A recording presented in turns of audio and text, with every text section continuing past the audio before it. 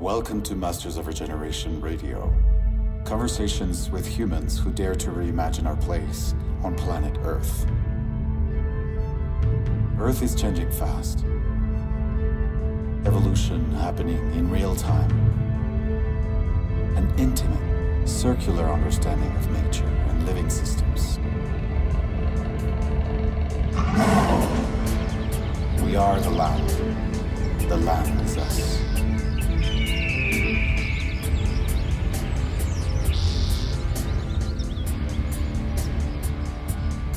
Hey everyone, welcome to Masters of Regeneration Radio. Thank you to those of you who have followed Masters of Regeneration on Instagram, those who have listened to the podcast on Apple Podcasts and left reviews and 5 stars. Those 5 stars go a really long way in helping us grow. Thank you so much.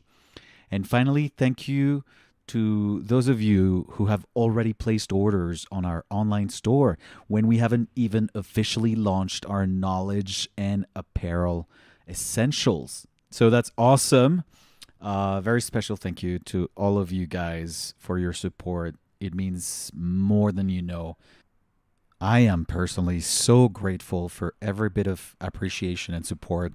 It fuels me and it fuels the team with more energy to keep trailblazing with dedication, purpose, patience, a lot of grit, a lot of love and compassion, knowing that the Earth's heroes are out there and you may be one of them. It serves me and the team as well to remind ourselves that we own the future, that we can build the reality we want and the planet needs, because we are the land and the land is us, my friends. Today's episode is with Todd White from Dry Farm Wines, which is the world's only health-conscious and lab-tested natural wine club. This is awesome. Dry Farm Wines curates high-quality natural wines from small organic family farms around the world. This is real wine, not the commercial stuff that you buy at the supermarket. It's grown with respect for nature, sustainability, and human health. Here we go. This is episode 14 of Masters of Regeneration Radio. At the heart of the Homo sapiens experience is a story. That's, I think, the biggest contribution of 21st century historian Yuval Harari. The insight that we organize in large numbers around a story. And today we're going to be talking reimagining reality, creating more life for everyone, and daring to create different business structures and cultures through wine in this particular case. I'm excited to have Todd White today on the podcast. He's the founder of Dry Farm Wines. Hey, Todd. Hey, man. Glad to be here. Looking forward to unpacking some of life's challenges. Yeah, it's exciting because you hear about Dry Farm Wines and it's first you hear it's the world's only health-conscious and lab-tested natural wine club. And then you look into how you operate and there's so much more to it. So I'm really excited. Yeah, it's really, wine is good, but historically has played such a valuable role in culture for nearly 10,000 years. But more importantly than us really selling this natural, healthy wine that sort of turns back the clock on how wines were always historically made. The wines of today are not made the way they were made historically, but I think more importantly than that is how we rethink what it means to be a business and what it means to, what it means to live in the world of conscious capitalism and what it means to live in a world where there's this constant kind of energy and force to be disruptive business. And, when we look back ancestrally, there was, no real historical basis for the way we live today in these population centers and this sort of stress that has become the trauma of thinking for most people. And these large groups of people versus, the tribe-like hunter-gatherer stage that most of our evolutionary time was spent. So it's really interesting to what we've tried to do is sort of unwind those complications and come back to a state of consciousness and use that to propel a more peaceful business environment and welcoming more abundance and prosperity through peace. And so we can talk about that. Beautiful, beautiful. Because there's two sides to your story. One, and we're going to talk about that. One is how you create this wonderful wine, and why that wine is good for everyone, for the people who drink it, for the soil, for the farmers, and so on. And then on the other side is the story of how you envision, how you imagine your company culture, which is so different from what most people will probably have heard about in terms of company culture. Um, have you always worked with wine? Where does this come from, or how did you get Well, started? I've been drinking wine since I was about 9 years old. And so I have a long history of the enjoyment and the sacrament and the beauty the poetry that is wine and how magical it can be. Unfortunately, most of the wine that your listeners drink today is not magical and is certainly not poetry and is filled with toxins. But for a natural wine, there's just a beautiful song and energy that's captured in that bottle that is alive and filled with, microbiome and positive bacterias and just energy and life that is the soul of the farmer that grew this magical fruit. And so I've had a lifelong relationship with wine, but it has not been my career. Okay. Most of my career was in real estate related services and financial services. So I've been self-employed since I was 17, started Gotcha. about 10 companies. And most of my early career was in financial services up until I was about in my late 20s. And I got in the financial services industry when I was 21 and spent 7 or 8 years there. And then I moved into real estate services, real estate development, hotel development, and so on and so forth. I didn't get into wine until as a business. I had made wine as a hobby one time about a decade ago because I live in Napa Valley, which is the Sweet. most famous, Yeah. it's the most famous wine appellation in North America, and a beautiful place to live, filled with beautiful people and lots of nature. So that's where I live, and I've lived here for 20 years. So if you live in Napa Valley, it's not uncommon that you somehow along the way make some wine, which I did. I would call it a hobby project. I lost money doing it, and that was in 2005. Gotcha. But other than that, I just enjoyed wine until about 4 years ago, after I had really gotten even more serious about my nutritional programming. I diet, but my nutritional programming really got tightened up about 4.5 years ago when I decided to start experimenting with the ketogenic diet. I had been a lifelong biohacker and always looking for ways to optimize the life experience.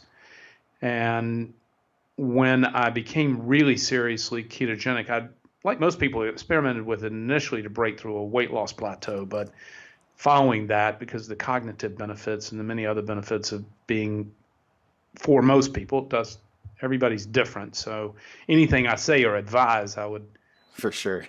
just Yeah. suggest that everyone experiment, and take that journey of self-learning, curiosity, and apply it to, a higher outcome. For me and many others, the ketogenic diet works very well. For me, I only eat once per day, so I do a pretty strict intermittent fasting. That works very well for me, but not everyone. For And so you sure. have to Yeah, I can experiment. imagine. You have to experiment with what seems to work best for you. And I love the proverb, to feel is to understand. So once we cleanse our body of all these toxins that were regular, and particularly sugar, which is a very dangerous neurotoxin, as is alcohol, right? And we can Yeah. talk about the toxicity of both. But once we reach a natural path of living, we can body and our mind and our spirit in a much closer way. So I love when I experiment with biohacks or other life experiments to think about the proverb, to feel is to understand.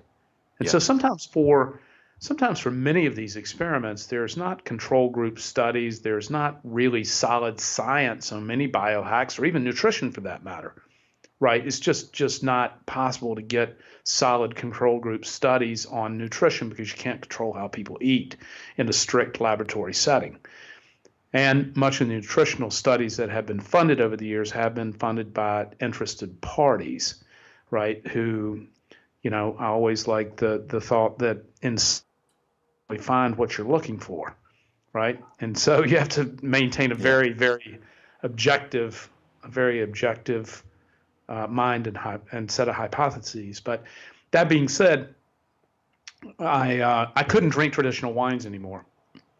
Same here. Same here. I'm so excited to talk about this because Yeah, so there were a couple of problems. I initially thought it was just the higher alcohol levels. So alcohol has been creeping up in wine over the last 20 years. The wine industry likes alcohol. Alcohol is addictive. Yeah. Alcohol also impairs your judgment, and alcohol is what we call a domino drug. So the more you drink, i.e., the higher the content of alcohol, the drink more. Right? I see. So this sells product. Well, we happen to believe that wine, like sugar, is a very dangerous neurotoxin. And so we only drink and sell low alcohol wines. And I don't drink during the daytime, nor do I recommend that anybody else does. And so, alcohol is a very interesting drug and a very dangerous drug and needs to be treated with such respect. That being said, I initially thought it was just that alcohol was affecting me in this negative way. But in my pursuit of finding lower alcohol wines, which were primarily only produced in Europe and still primarily only produced in Europe, I stumbled across a very small revolution at that time called the natural wine movement. Okay. And now the natural wine movement is pretty robust around the world, but at the time, it was little known, and most people still don't know about it. The majority of people still don't know about it. When I say I sell and drink natural wines, the first response is, aren't all wines natural? Well, in fact, they're not. Yeah. And all the wines you see in the store and all the wines you see in your grocery shelf are not really actually real wine. They're a wine-type product that is filled with additives and toxins and manipulation. So I want to get back to your original question, but what your audience does, heard me on a podcast or seen a piece of press about us. Yeah. It's that there are 76 additives approved by the FDA for the use in winemaking in the United States. 76. And all of what I'm going to tell you about the wine industry, all the facts and things I'm going to share with you are readily available just by Googling FDA approved wine additives. The list will come right up. So but the reason nobody knows about this is because the wine industry has been very successful in spending tens of millions of dollars in lobby money to keep contents labeling off of wine. Gotcha. Wine is the only major a contents label. Now, the reason the wine industry doesn't want a contents label on it is because they don't want you to really see what's in it. Because if you could see what was really in it, it would look just like the food labeling on other processed foods. And I have a whole list of chemicals and additives and color agents and body stabilizers and things that you had no idea what they even are. Yeah. Right? Yeah. This would be this long, square, kind of rectangular list of ingredients. Yeah. Where the wines that we drink and sell contain just one thing: fermented grapes. That's all, nothing more, nothing less. And so that's all of that is not readily. That's how I ended up in the wine business. Was I wanted a healthier way to drink, and once I found these natural wines that were additive free and in our case lower alcohol and sugar free. We do lab testing and mold free. We do independent lab tests on every wine to ensure that it meets our very strict criteria. Yeah. What we call health quantifications. So while we're really, taste obsessed and we love the taste of natural food and beverages, really we're in the health food business. We just happen to sell wine, because we're really health evangelists. Yeah. And we think living a healthy life natural life and living a life where we're in touch spiritually with what we eat and drink, and we're touched spiritually and also, you know, the in touch with where what we're eating and drinking, where it comes from, and who produced it, and what all that means. We believe that's really important in life, and we believe that really leads to a higher state of consciousness. And it's really hard because the world's filled with poison and toxins, and it requires a fair amount of focus in order to live this way. Yeah, it's a heroic undertaking. I mean, and it's funny to see the parallel between your wine or natural wine and all the other and grass-fed meats or organic vegetables and so on and so forth. And it's amazing. It's amazing to hear your story and that you're taking a stand and that we need to do this more and more and kind of fight the industrialization of our food chain and our food production. Well, what's happened in the wine industry is exactly what's happened in the food chain, which is, has been massive corporate consolidation. Now, over 50% of the wines in the United States are made by just three giant conglomerates, these giant wine factories in Central California. Now, your audience doesn't know that either because these multi-billion-dollar conglomerates hide behind thousands of labels and brands so that you believe that you're drinking from a farmhouse when in fact you're drinking from a massive factory in Central California.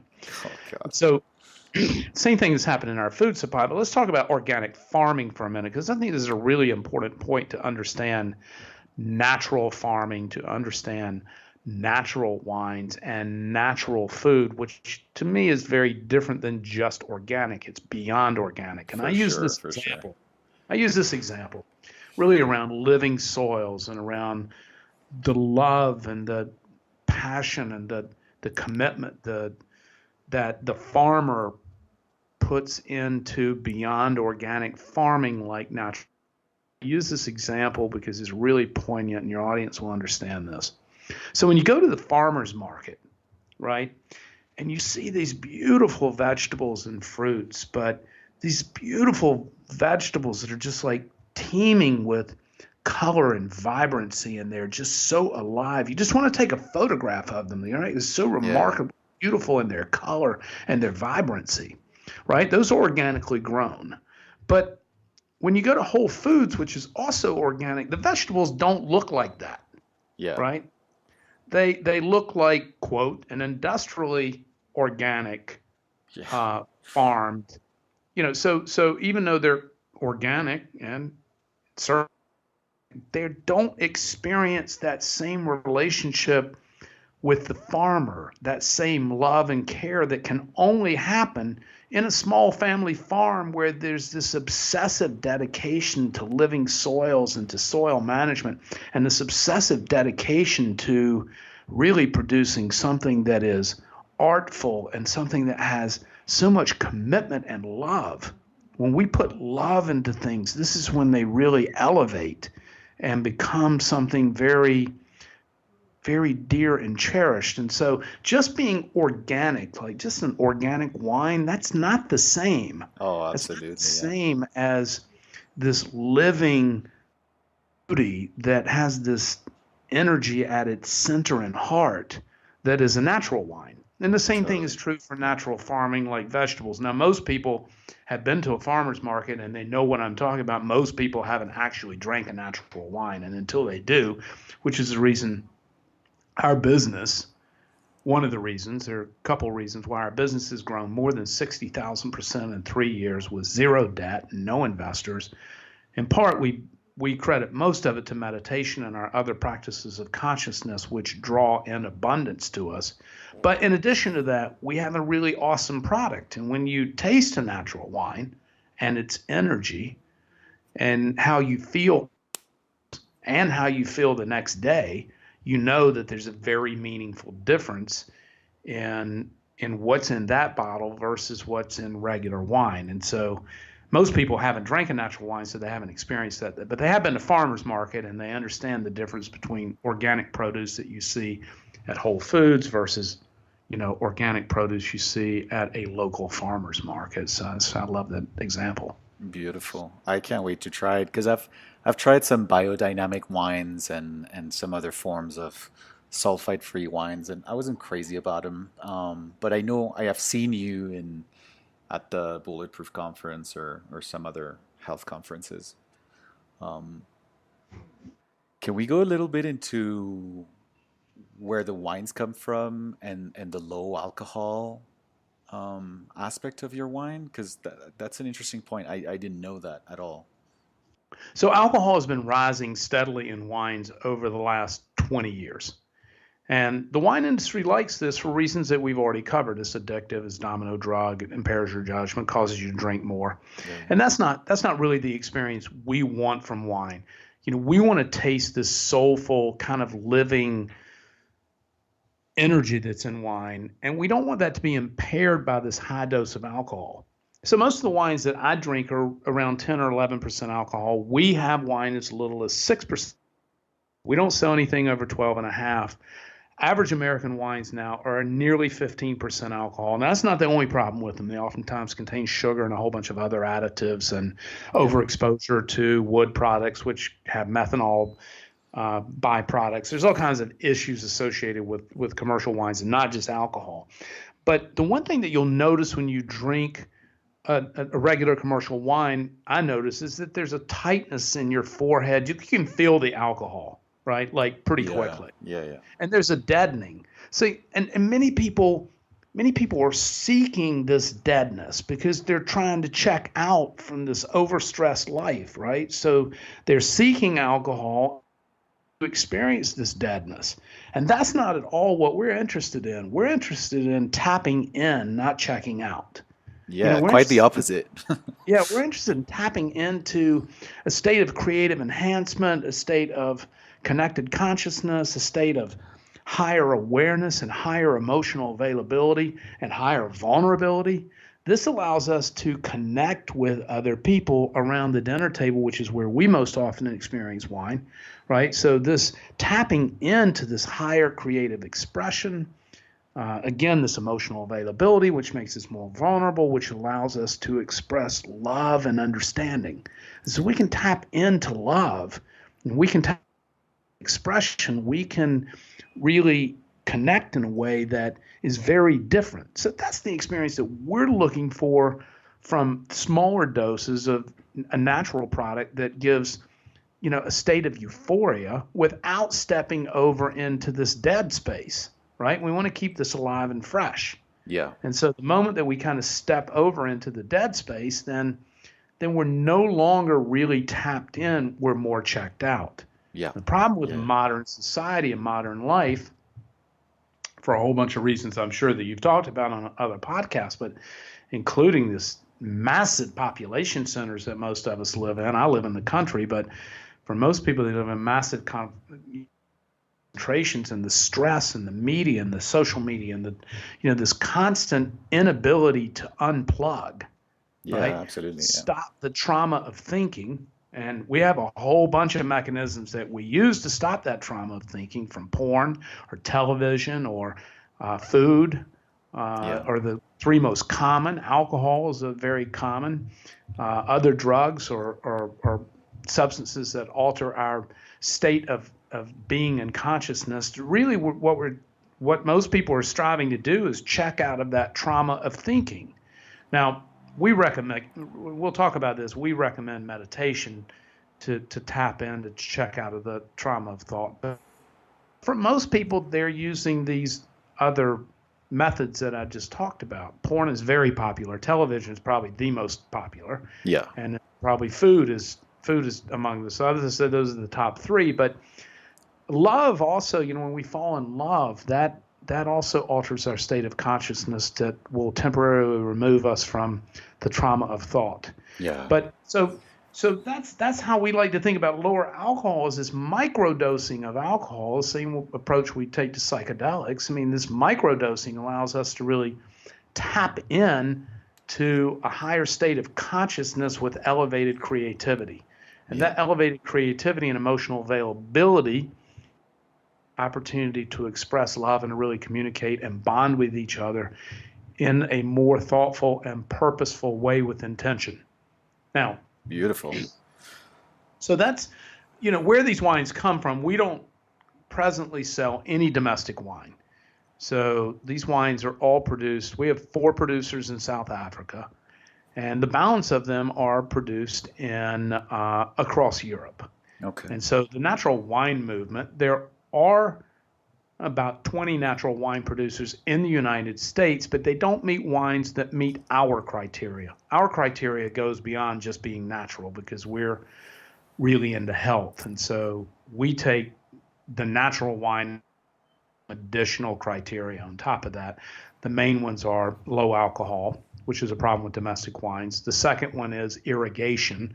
We do not allow any of our wines to be irrigated because we believe that's has a number of negative impacts, which if we have time we can talk about. But Irrigated with water. Oh. So Okay. the name of my company, as you know, is Dry Farm Wines. Well, Yeah. dry farming means farming without the use of irrigation. And Wow, so, how does that work? well, I mean, we'll go down the irrigation wormhole for a moment. yeah. So look, grapevines have been living all over the world for more than 10,000 years. In fact, irrigation didn't come to American grape farming until 1973. Before that, all American grapevines were also dry farmed. Now, there's a reason why you irrigate, and I'm going to tell you that in a moment. Most, not all, but most European vineyards are non-irrigated or dry farmed. And in most places in Europe, it's against the law. It's actually a crime to irrigate a grapevine because the Europeans who've been making wine for more than 3,000 years know what we know, which is the moment you intervene in nature's logic with irrigation on a grapevine, you've changed the quality of the fruit, the taste of the fruit, the antioxidants and the health value of the fruit, and the character of the fruit. Is fundamentally changed because you're interrupting the physiology of how the fruit relates to the earth, how the vine relates to the earth, and how it produces fruit. The grapevine doesn't want irrigation. The grapevine doesn't know a thing about producing wine. The grapevine has one goal and one goal only. The grapevine wants to produce the most beautiful, complex, and delicious fruit possible so that the bird will choose its fruit and its seed to propagate. Yeah. That's what the grapevine is after. But when we enter physiology with irrigation, a whole bunch of things happen, including a stunting of the root growth, and this is really important in the quality of fruit. So an irrigated grapevine has a root ball that's about 2 feet wide and about 3 feet deep, right? It's a relatively small root ball, more or less, because it gets all of its water and nutrient from this little tube above the trunk that drips down and feeds it.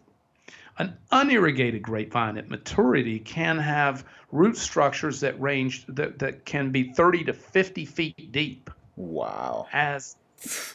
As the vine struggles, these little hair-like capillaries, it struggles every single day to find nutrient and water by breaking apart specks of rock and soil, right? And so that struggle is what creates this character of fruit and this beautiful minerality that is in a natural wine. And so the other thing, and the reason grapevines are planted close to one another, is because that struggle with its neighbor. Of course, the vines communicate with one another just like trees do.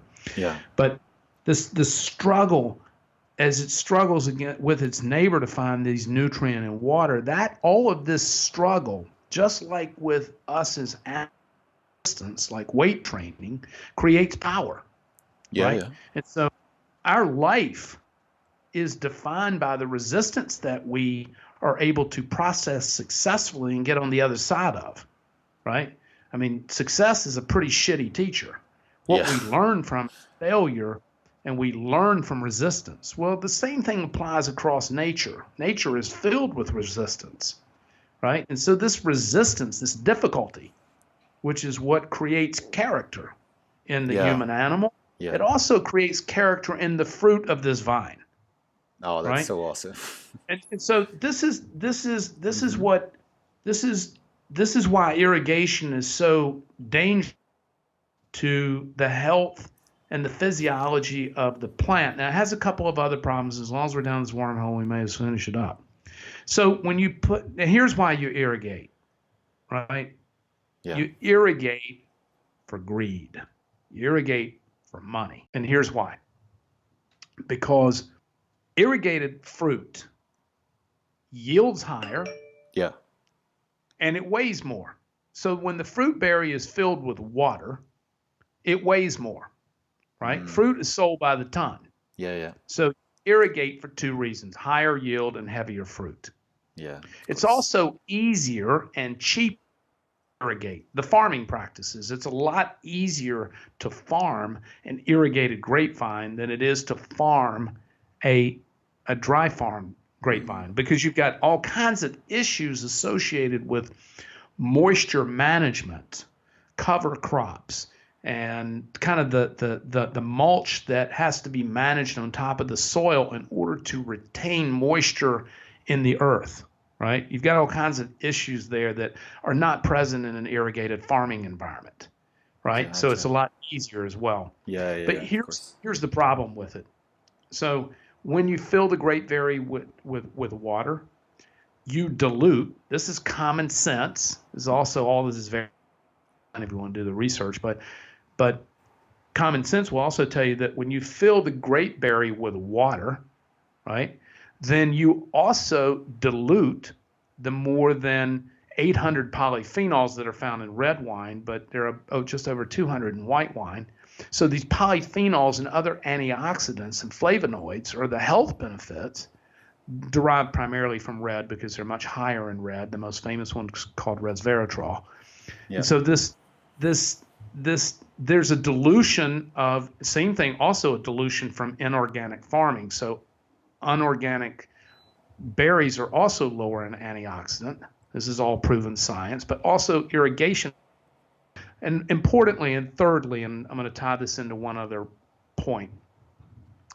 The other thing that irrigation does, and why, and is, it leads to higher alcohol, and it also leads to um, it, it, it leads um, to higher sugar in the fruit at the time of picking. And I'm going to talk a moment about why that's important Okay. and how it relates to how wine is made, and why our wines are sugar free.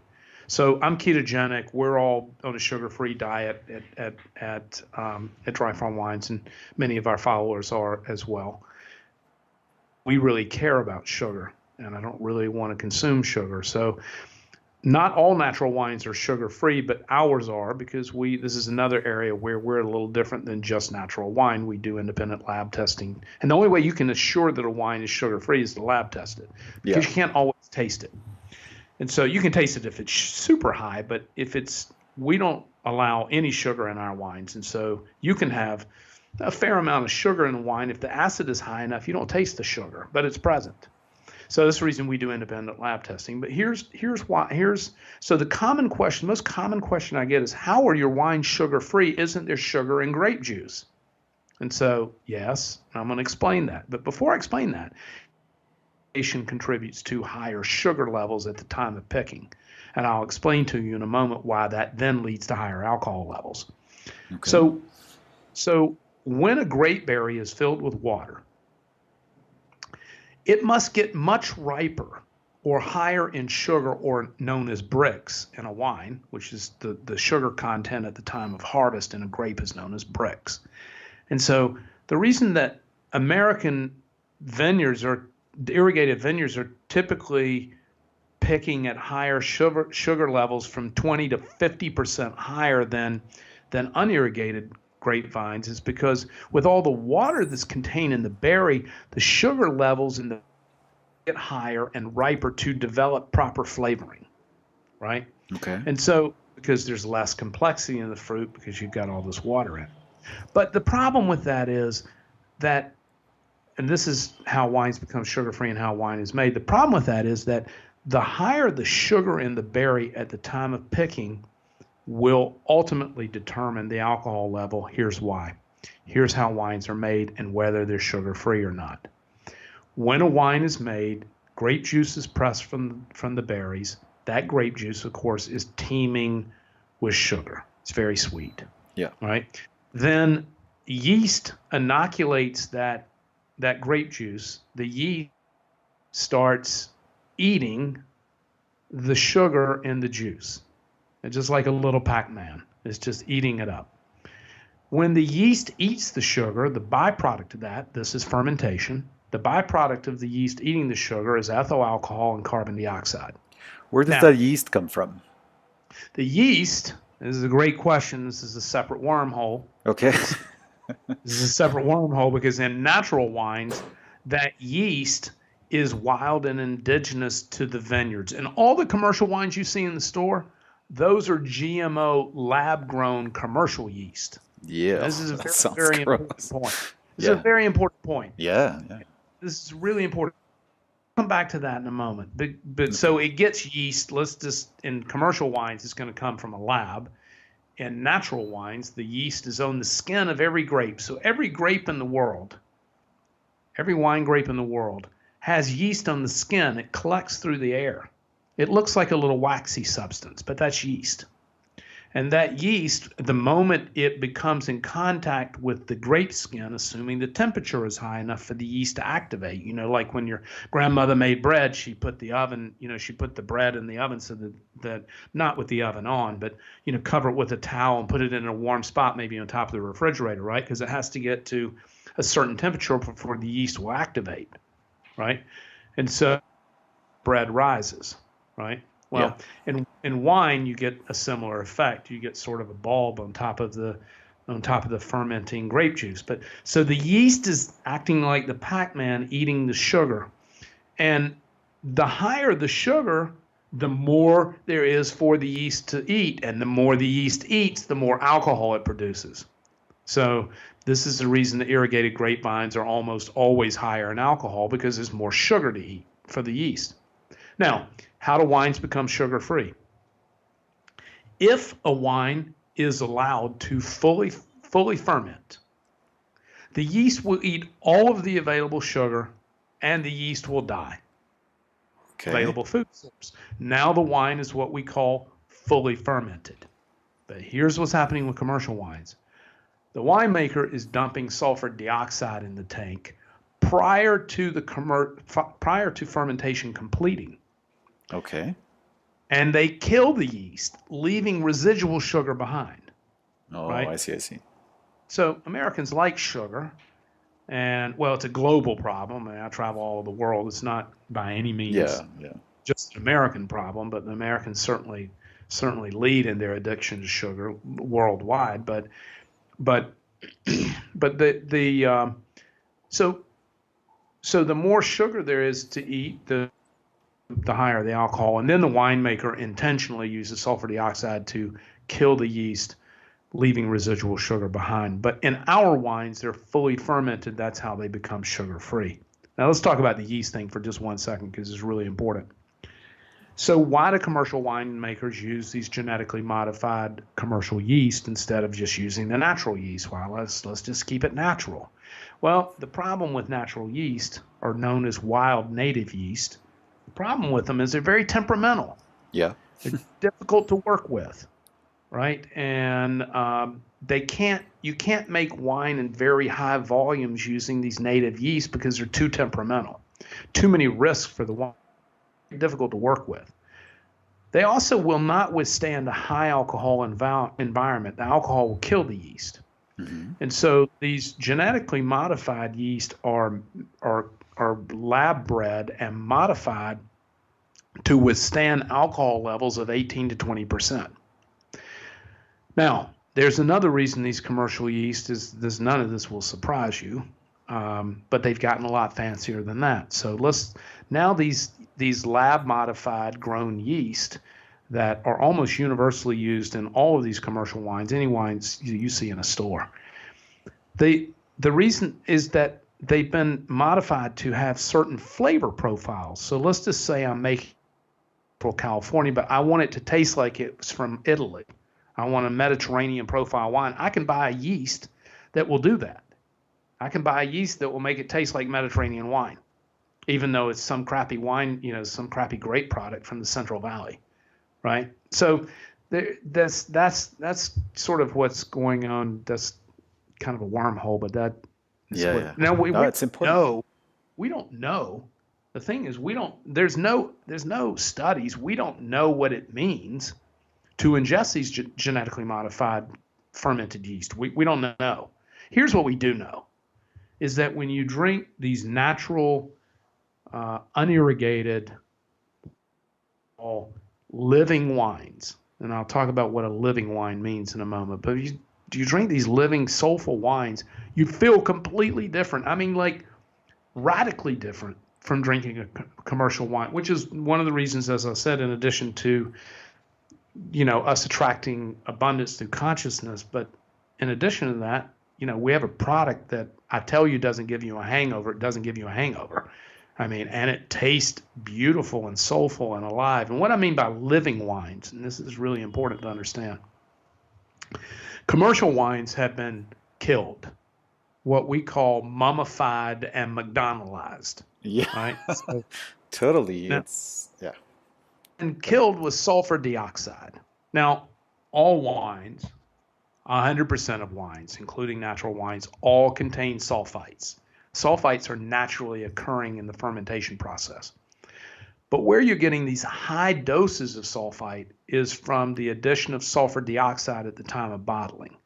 And so commercial wines do this to mummify or kill the wine. They want every living bacteria, anything that might be of risk in the bottle, to be killed.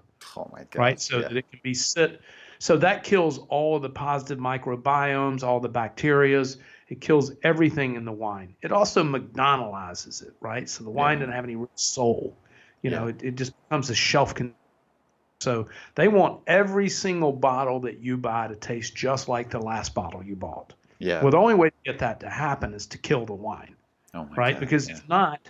if not, the wine is going to evolve, and you're going to have bottle-to-bottle variations and all kinds of things that go on in a soulful natural wine. You don't have that in commercial wine. So how that happens is that they dump this massive dose of sulfur dioxide, mummifying and killing the wine to McDonaldize it, ready for American consumers. This is not just an American problem. This goes on all over the globe. But so that living wine, which is what we sell, has not been sterilized with this massive dose of preservative known as sulfur dioxide, right? And so That's why you say it's alive, because it it's is. still alive. Dr. David Perlmutter, who you probably know is a New York Times bestselling author, wrote a book called The Brain, and writes a lot about the relationship between the gut and the brain.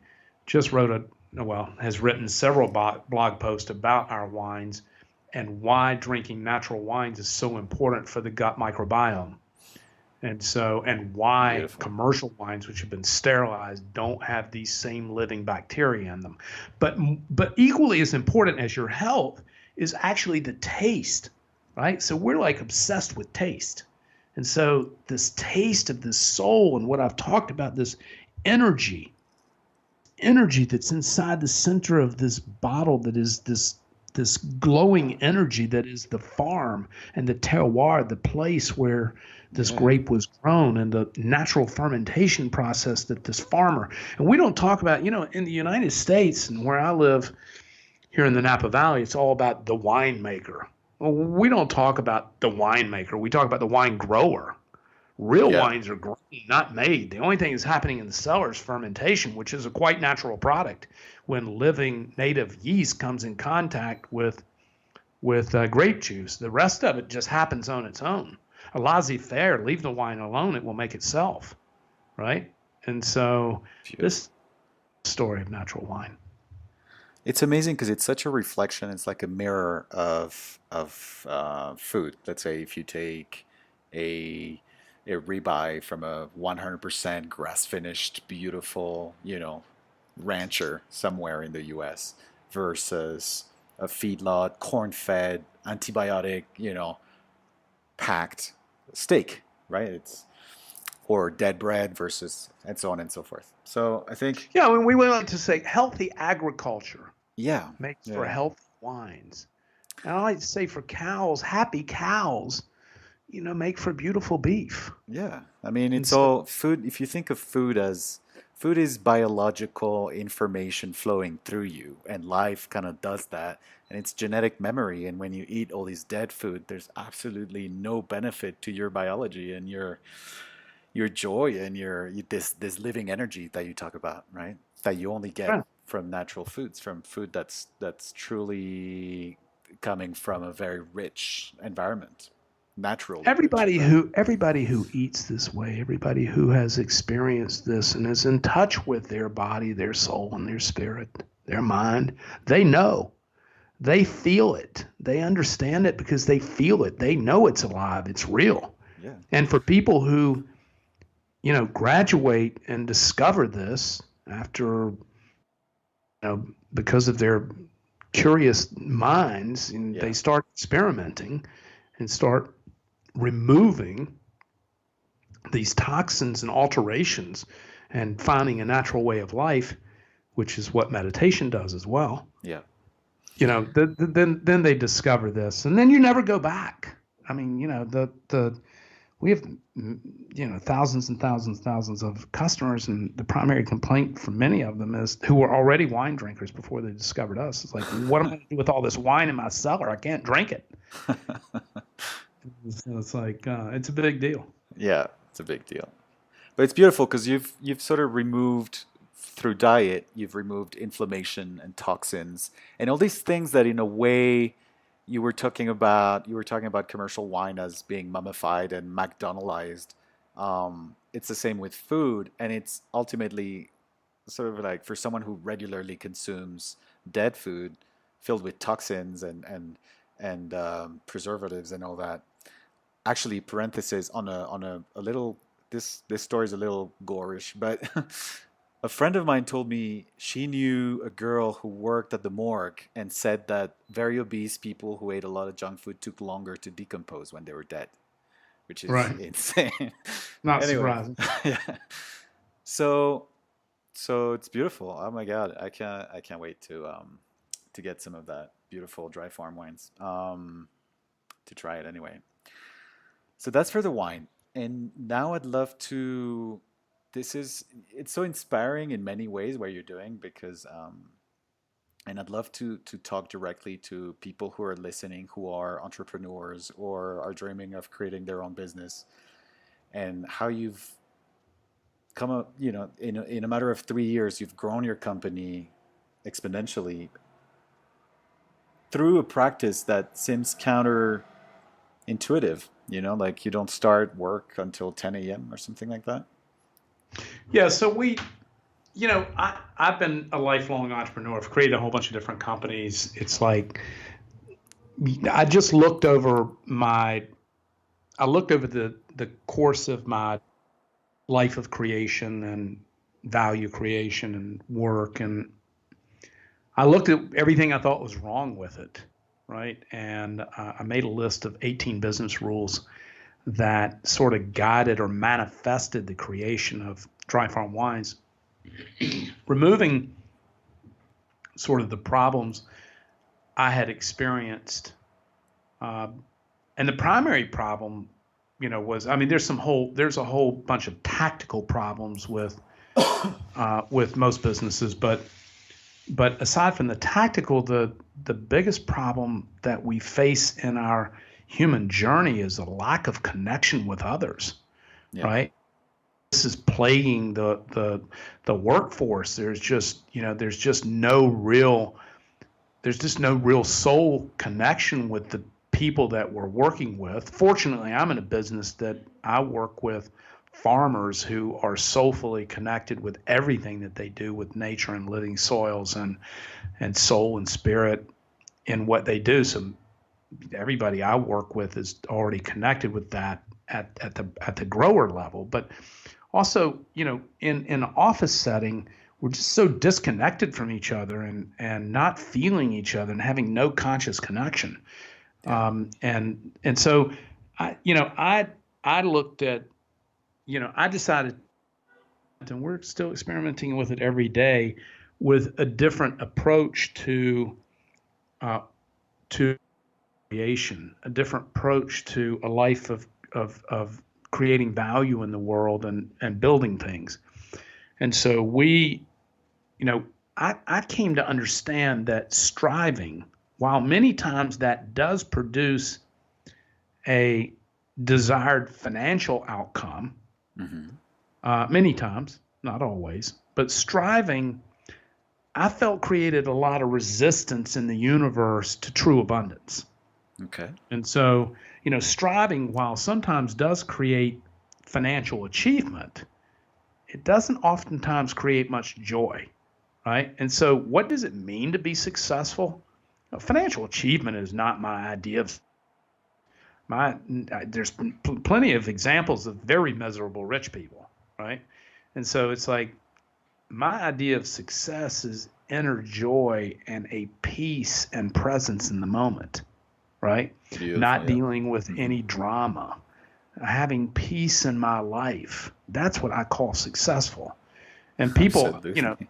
Yes. people ask us, what's the single most important thing to Dry Farm Wines right now? And the answer is always the same, that we are peaceful. Well, when you're striving, you're not peaceful. You're living a life of expectation, not appreciation. You're always expecting, you're striving. I need something more. I need something more. I'm not happy where I am. Striving.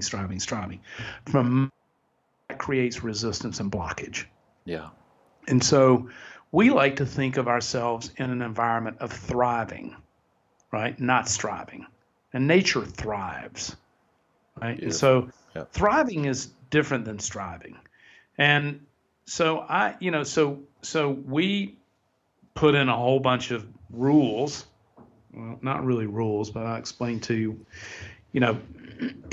we put in a whole bunch of structure or lack of structure that allowed people to thrive.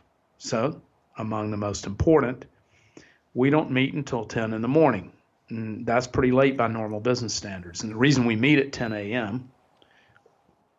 work, or not to start creating, we meet at 10 a.m. to start manifesting, and that we meditate together and other group practices for more than an hour after we meet at 10 o'clock. So there's no business going on.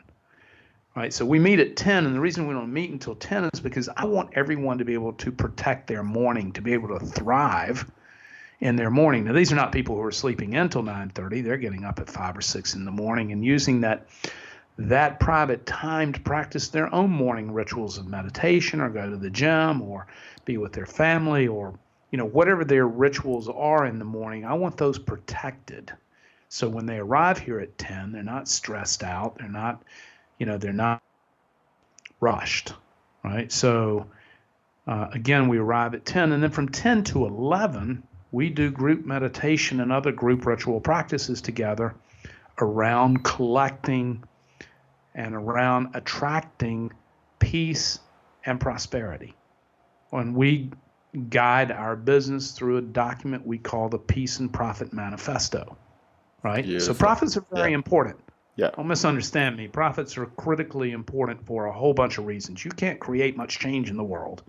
You can't contribute much in the world if you don't have profits to propel those creation in business, in conscious capitalism. Now, you can have zero profit and then be a monk. Yeah. Wonderful things. You can be a nun, or you can be a volunteer and have zero profit and have amazing contributions in the world. But I'm an entrepreneur, and I want to create change through conscious capitalism. I believe in capitalism. So in my world, if I'm going to have impact in the way I want to have impact in the world, I'm going to need some profits, because I'm going to need to get other people to join me so I can have a bigger impact. They're going to have to be paid. And, this has got to all work to move towards greater and higher contributions in the world. That's what we're trying to do. So profit is very necessary. But in our manifesto, as I mentioned, it's called the Peace and Profit Manifesto, because we believe peace is way more important. And we believe that peace generates profits. Yeah. And that the lack of peace generates resistance and blockage to profits and abundance. And so, so we spend a lot of time thinking about that and talking about that, and manifesting it and visualizing, what it means to live a peaceful life. and also what it means to live a grateful life. So gratefulness is a really, really powerful tool in the collection of abundance, because fear, anxiety, and stress are all blockages that create resistance to the birthright abundance that you deserve. All of us come into this world fearless, come into this world innocent, and then we learn fear and anxiety. Well, the thing about gratefulness that's so powerful, talking about this is a wonderful thing. Consciousness, fortunately, is rising. It's hard to see it sometimes, but a Oh, lot it's of people happening. understand. Yeah, Yeah, it's a lot of beautiful. people understand the power of gratitude. Fear or anxiety, which plagues most people, the trauma of thought, fear and anxiety cannot exist in the presence of gratitude. You can't be both grateful and fearful at the same time. Yeah. Just like darkness cannot exist in the presence of light. And light is heart energy. Light is love. So darkness cannot exist in the presence of love. So this is what we believe is wrong with certainly capitalism, but with much of the world. When we get out of touch with our light, we invite darkness, right? And so to have practices, that's the reason our meditation practice is so important, to have practices that allow light to shine and be bright and to be present in every moment. And of course, there are moments when something goes wrong, but that's when we just need to remember that light is present, Yeah. right? And not get caught up in the trauma, that film that goes in your head, where you just have this incessant thinking over and over again about the same topic. Same thing keeps people up at night, right? They get something and they wake up at 3 a.m. to get something on their mind and they can't get it out, right? That's Yeah. meditation. The reason meditation is so valuable for not only this enterprise, but the reason meditation is so important for mental health, and I believe the single most important practice an adult can engage in. And when I say a practice, I mean daily and a minimum effective dose of 20 minutes or longer. I meditate about 40 minutes every morning when I get up. But so the reason that meditation is so critical is that meditation trains over time. It's practice. Meditation trains the mind to be quiet. And Absolutely. Yeah.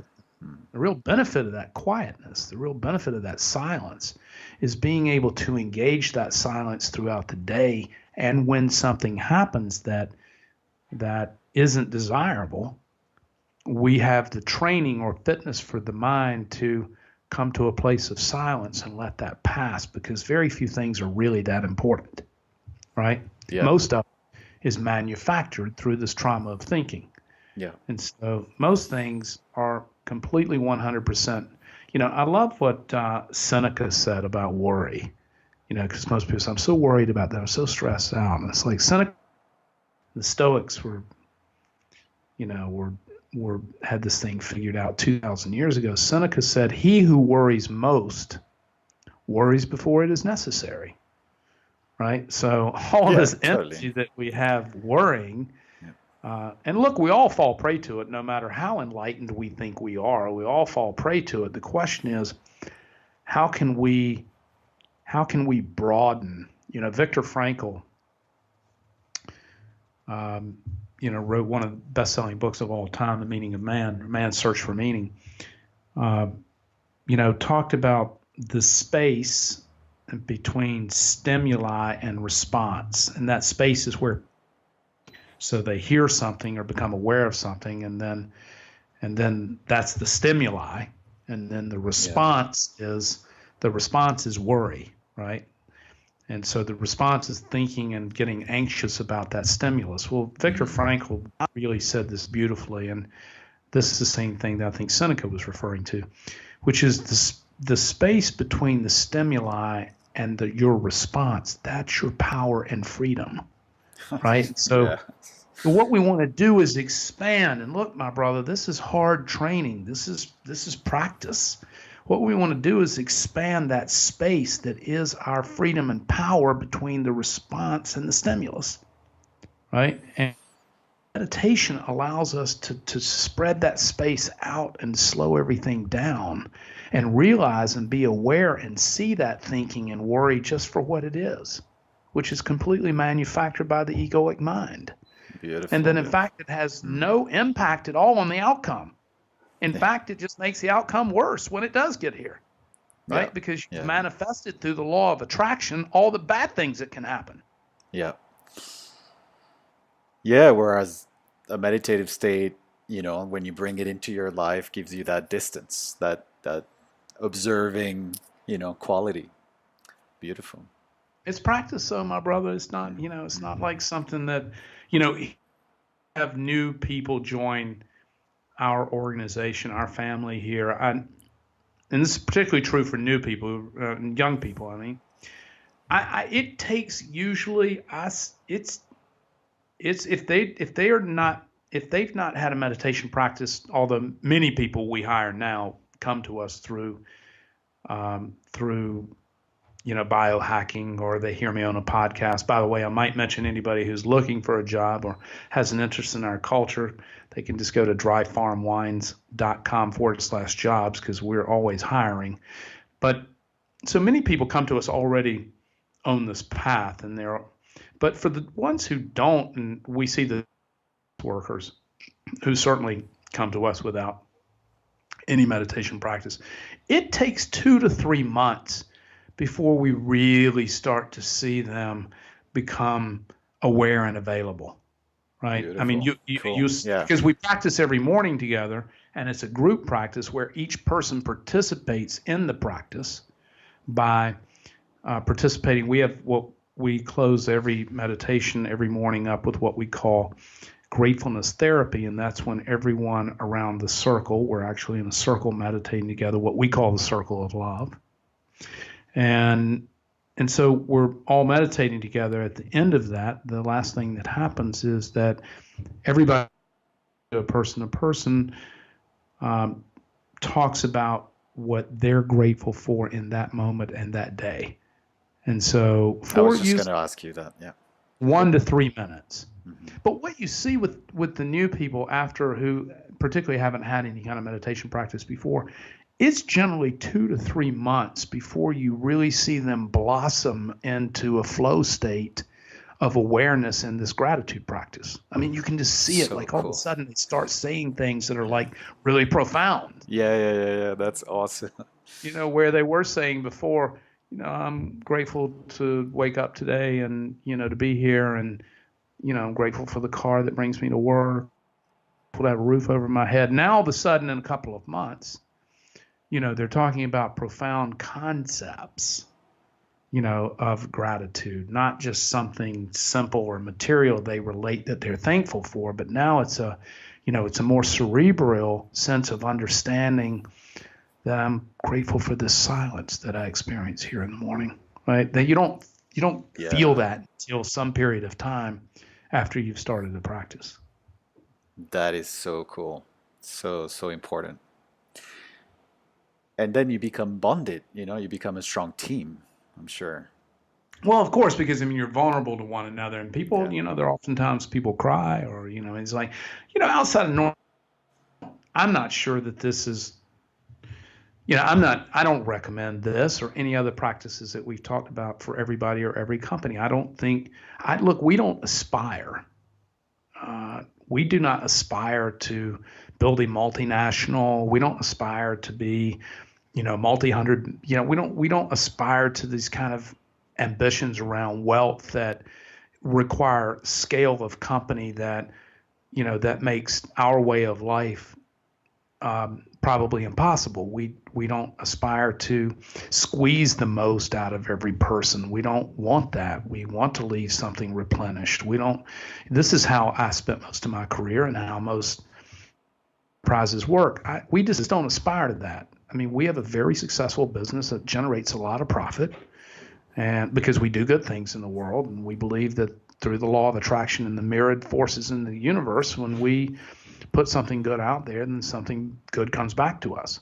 And so we have ample financial achievement that and a very successful life together that, but we're not aspiring to be Amazon. We're not aspiring to be, a Silicon Valley startup with a huge exit. We have no plans of selling the business, not even anything we talk about or think about. Yeah. We make money that we can secure our future and provide, extraordinary experience and services to our members and customers and all the people we touch. We make a sufficient amount of money to do that. And so for us, that's enough. So I'm not sure you can employ these practices in large organizations or where there's I'm not sure that really works. But for us, there's like 25 of us. We have put a cap on the number of people we want to work with at 35. Yeah. Because in my view, having employed thousands of people and been in organizations of various different sizes, I think 35 kind of feels like the right number where we can still maintain the kind of spiritual connection that's important in our life, and the intimacy of knowing each person and knowing each person's children or knowing each person's spouse in a meaningful way. Yeah. So beyond that, I just don't think we can spend enough time with each person to have the kind of connection we want to have with them. Totally. And from our perspective, we can run a $100 million business with 35 people. Now, if you can't figure out how to generate enough wealth on $100 million a year, then I suggest that you probably need to have your priorities thought through, right? Yeah, absolutely. But that's the same. Let me just wrap this point up with. It's the same point of view I have about striving, and we don't do after hours emails. We start creating, in business around 11 in the morning. We stop between 5 and 6 in the afternoon. We have about 4 hours of probably solid productive time in the day. We don't work on the weekends. We do events sometimes on the weekends, but we don't come to the office. Nobody comes to the office on the weekends. There are no emails going around after hours or in the middle of the night or early in the morning or over the weekend. We don't send group emails out more than once or twice a month. We have a WhatsApp channel that we're quite active on. Our family channel on WhatsApp, but it's generally love and pictures and inspirational messages, and that's active probably 8 or 10 times a day, but they're not instructions or business emails, or there's no copy to all in these kind of communications and no reply to all and all that. I believe email is one of the most poisonous things to the health of a person and an organization. Yeah. So we get about 4 hours solid creation time per day, 5 days a week. My thought, and I've talked about this before, my thought is if you can't figure out how to generate wealth sufficient to secure your future, which is the purpose of wealth, is to secure your future and to contribute to the benefit of others and to secure the future of the people who have believed in me. You can't figure out how to do that 4 or 5 hours a day, 5 days a week. Yeah. Again, I think we need to re-examine thinking about profit generation. Yeah. Because it's, to think about how to be smarter with that, because, how to let people thrive. It's so important that people are joyful and peaceful, in a thriving environment. And you've done that, like you said, with no debt, no investors, with a completely new business model that's more lean, probably through social media and podcast and some sort of like all the health conferences, tapping onto the marketing through all those things. I would imagine. I'm completely speculating, but and it's inspiring for small business owners or people who are in this space and want to create something that takes care of of their business and the planet at the same time. It's remarkable. Yeah, I mean, I think it's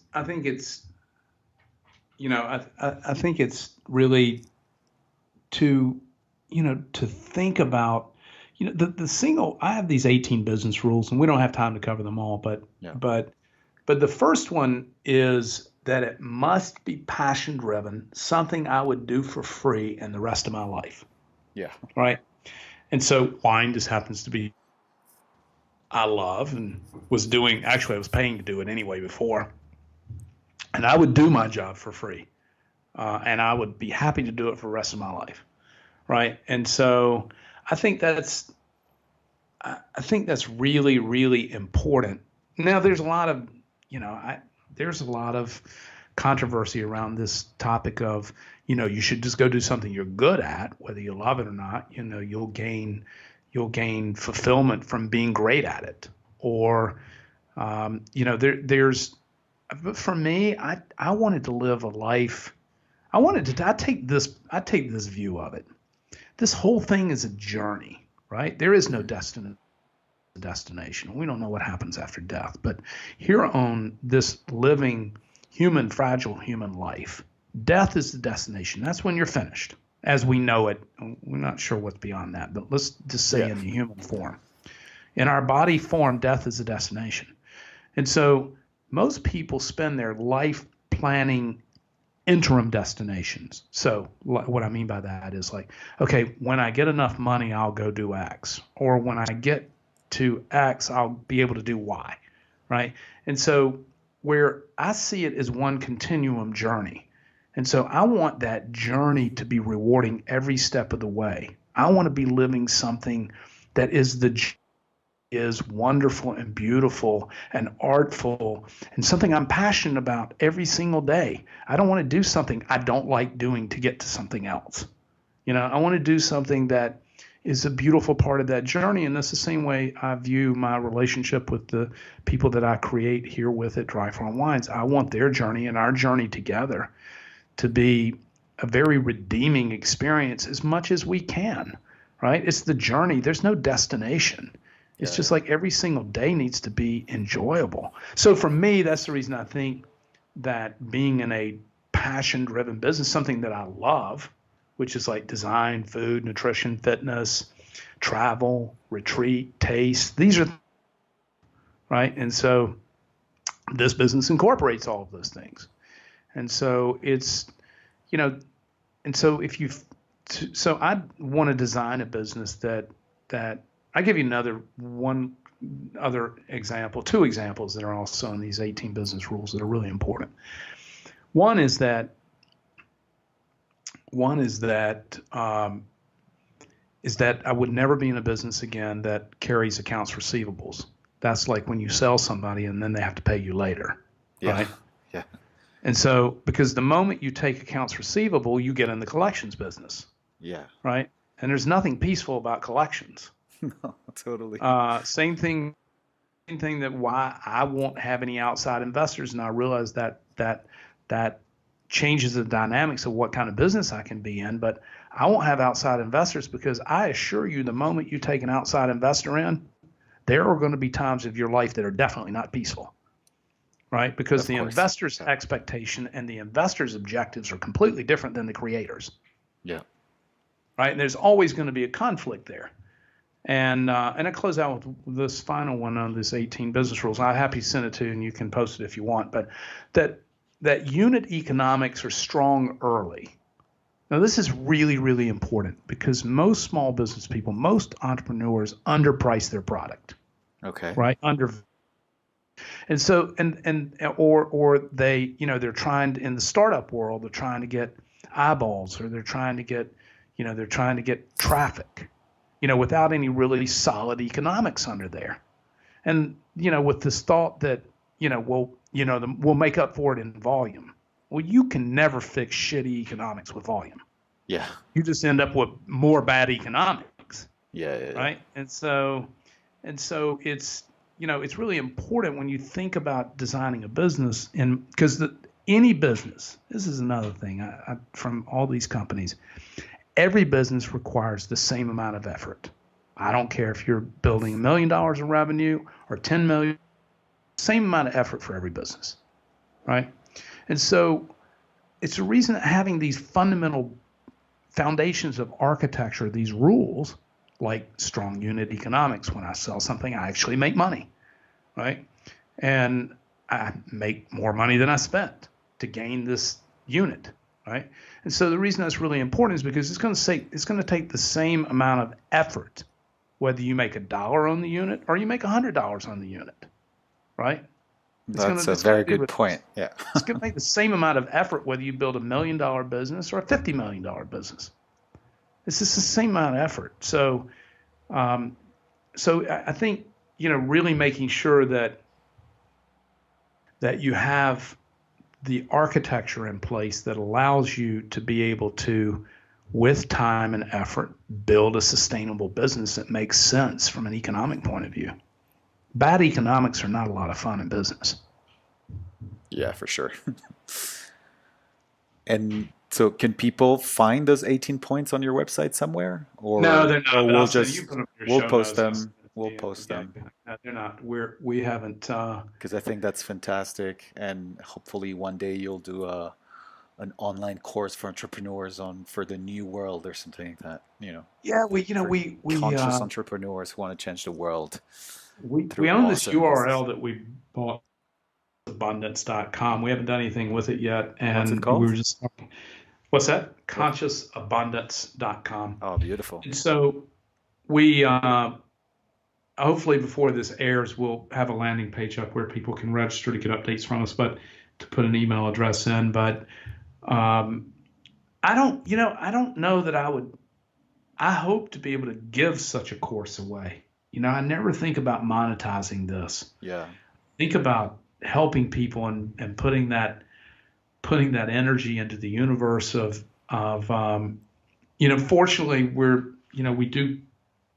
quite generously compensated for selling lots of natural wines, and so hopefully something like that we'd be able to just give away for free. That would be amazing. The problem is most entrepreneurs, most people don't really want advice. They need to just fail. I see what you mean. Yeah. Well, that you just can't. Well, failure is a wonderful teacher. I can tell people they should meditate.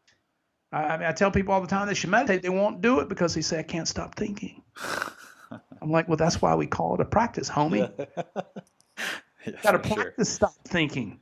Yeah. Because you've been thinking your whole life. Shit is dangerous force, right? So, homie, you got to practice that. But then they won't practice because Yeah. Yeah, tell people it's so simple when we've talked about. We've talked about food and wine and daily practice. And just showing up for those three things and removing inflammation, removing toxicity, removing mindless habits, and focusing on beautiful food that's alive, full of nutrients and good energy and amazing wine and a daily meditation practice. That'll change you. It's not a rational thing. It's not like you're not, you are in control because you're showing up, but it's also going to change you, who you are, naturally. Listen, my brother, I know we're coming up on time, but I want to offer your audience a special offer here. If they want to try Dry Farm Wines, they can get a penny bottle. And just to say thank you. I know this has been a long podcast. This has gone a little bit long. But anyway, they can find that penny bottle on your landing page. It's called dryfarmwines.com/more. Again, that's dry. Yeah. MOR. So dryfarmwines.com/MOR. And they'll find that penny bottle. We're Dry Farm Wines on all social media, and anybody who wants to reach me can send me an email at Todd, Todd, at dryfarmwines.com. Beautiful. Todd, thank you so much. So much insight and wonderful, wonderful stories. Thank you for having me today. All right, Todd. Take care. Hey guys, did you enjoy this episode or what? I can't wait to get my hands on one of those beautiful bottles and hopefully wake up with no hangover. please visit us on mastersofregeneration.com. Also, go to iTunes or your podcasts app on your phones and give us 5 stars. That helps us tremendously. Sending you all a lot of gratitude and a lot of love, and I'll see you guys on the next episode.